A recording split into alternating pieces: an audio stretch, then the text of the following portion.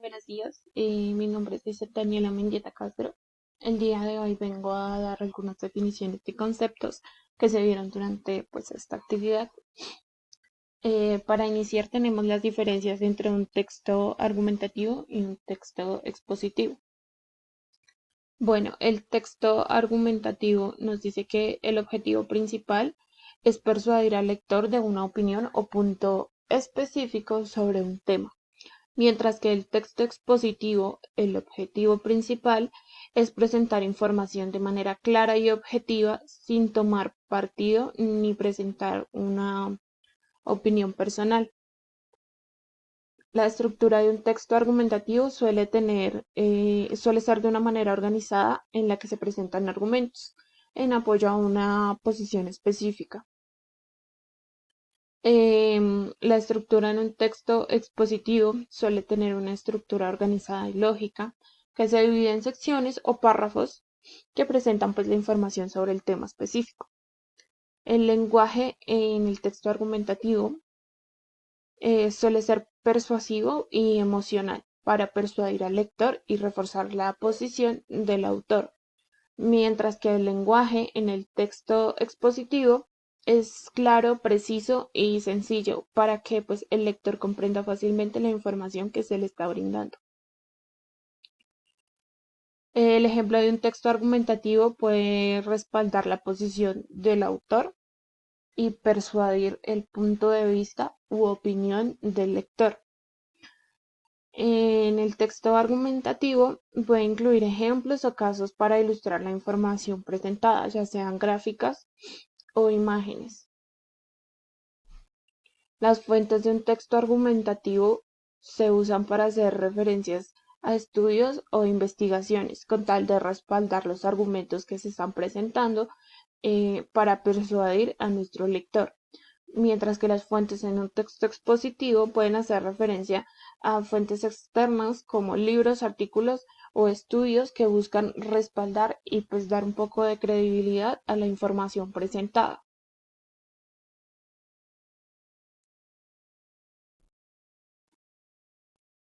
Bueno, ahora de igual manera continuamos con características de textos literarios y características de textos informativos.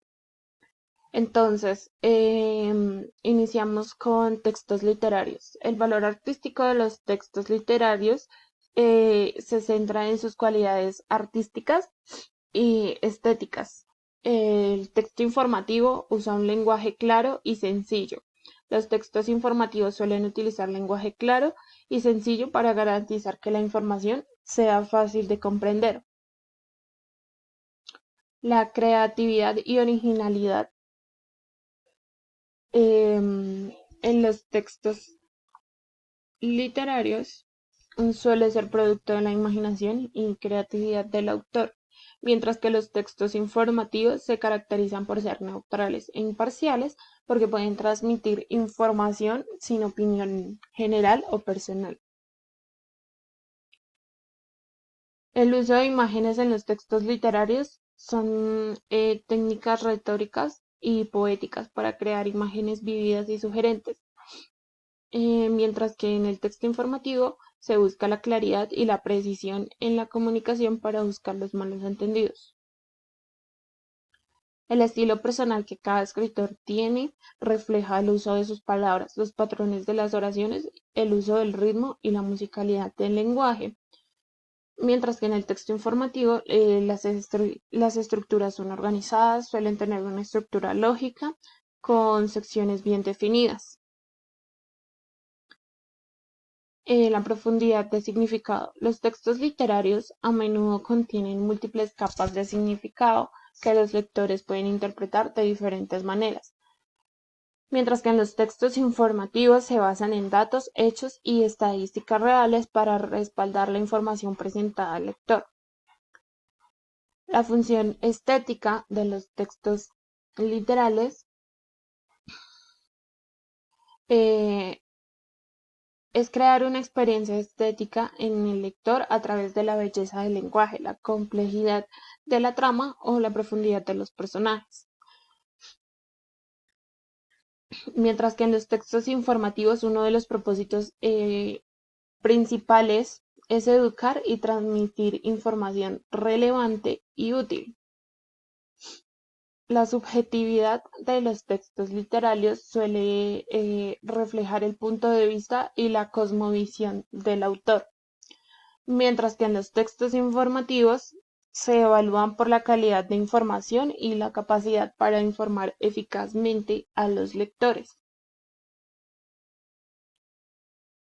Em, Ahora vamos a presentar algunas de las estrategias después de leer, pues según la autora Isabel Soler.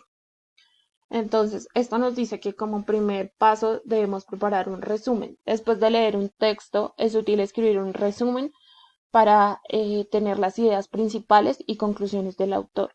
En este resumen se puede usar un esquema, un mapa conceptual, un mapa mental, resumen escrito, em, cualquier esquema que le funcione a la persona para tener clara la información, organizar ideas y pues obviamente que pueda comprender posteriormente la información realizada. Como segundo paso nos dice que debemos hacer preguntas sobre lo que se está leyendo, pues ayuda a profundizar el contenido y a retener mejor la información.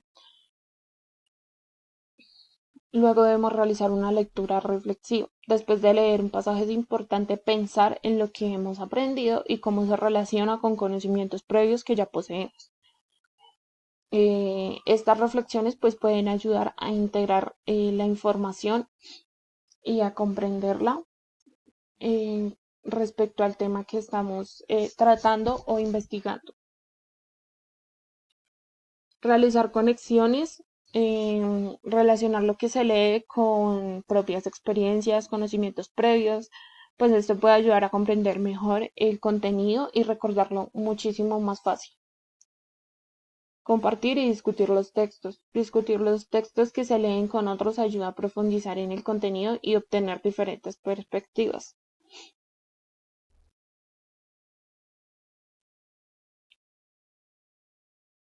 Em, Ahora vamos a hablar sobre la autora Ana María Casani. El nivel crítico de apreciación es el nivel de comprensión lectora, donde los lectores pues, son capaces de valorar y evaluar el contenido de un texto más allá de la comprensión literal. Algunas de las características que se presentan en este nivel son el análisis crítico, donde los lectores pueden realizar un análisis y evaluar todo el contenido, identificar las ideas primarias, secundarias, posibles contradicciones, posibles errores o posibles sesgos. La interpretación. El lector es capaz de interpretar el significado de palabras, ideas a la luz del contexto, pues, en el que se están utilizando. La síntesis. Los lectores pueden sintetizar información de un texto, identificar las ideas principales y relacionarlas entre sí. Luego pasamos a hacer evaluación, donde el lector debe evaluar la calidad de información presentada en el texto, identificar posibles sesgos, intereses ocultos en el autor y cuestionar la validez de las fuentes citadas. Pasamos a hacer una reflexión crítica por último. Los lectores pueden reflexionar críticamente sobre el contenido del texto, hacer conexiones con otros conocimientos previos para así poder cuestionar sus propias ideas y creencias.